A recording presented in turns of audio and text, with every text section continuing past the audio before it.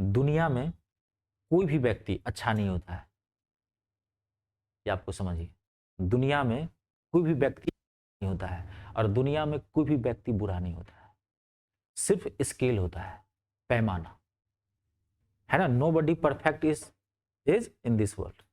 कोई भी व्यक्ति परफेक्ट नहीं है। किसी में कभी सारी अच्छाइयां नहीं हो सकती है, किसी में सारी बुराइयां नहीं हो सकती है। बात आप समझ रहे हैं। कोई आदमी दारू पीता है तो उसकी आदत बुरी है, वो इंसान बुरा नहीं होता है। आप मुझे एज ए टीचर देखते हैं, है ना, मतलब शिक्षक के तौर पर देखते हैं तो मैं आपके लिए बहुत अच्छा हूं।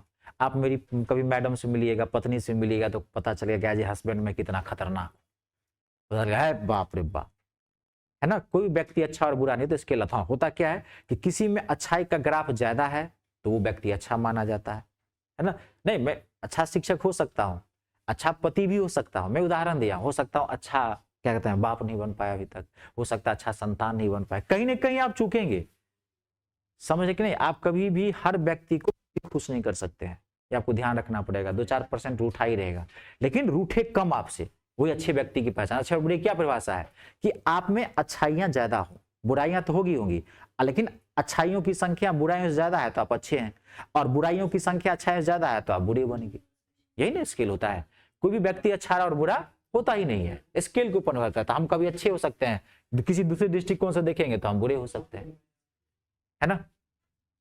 क्लियर है कि नहीं। हमारे प्रधानमंत्री साहब है ना, एज अ प्राइम मिनिस्टर कितने अच्छे हैं, सब कहता है। 90% लोग तो पसंद करते हैं, है ना। भाई चलो पसंद करते हैं तभी तो मंत्री हैं, क्योंकि लोकतांत्रिक राष्ट्र है ना।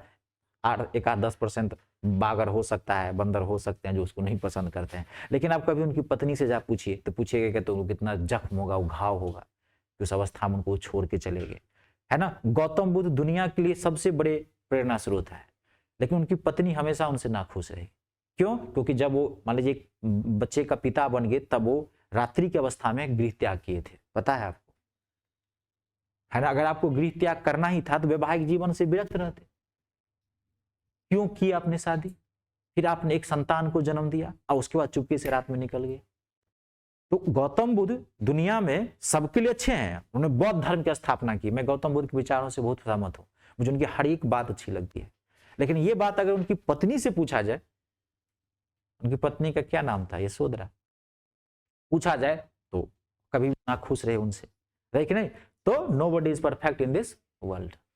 हमेशा कभी किसी को सबको खुश करने की कोशिश नहीं करना है। आप अपना स्टैंड एक रखिए, अपना एक जो है व्यक्तित्व रखिए। उस व्यक्तित्व में जो लपेटे में आता है वो आपको अच्छा मानेगा, उस घेरे से जो बाहर जाएगा वो आपको बुरा मानेगा। दुनिया की कभी टेंशन नहीं लेनी है।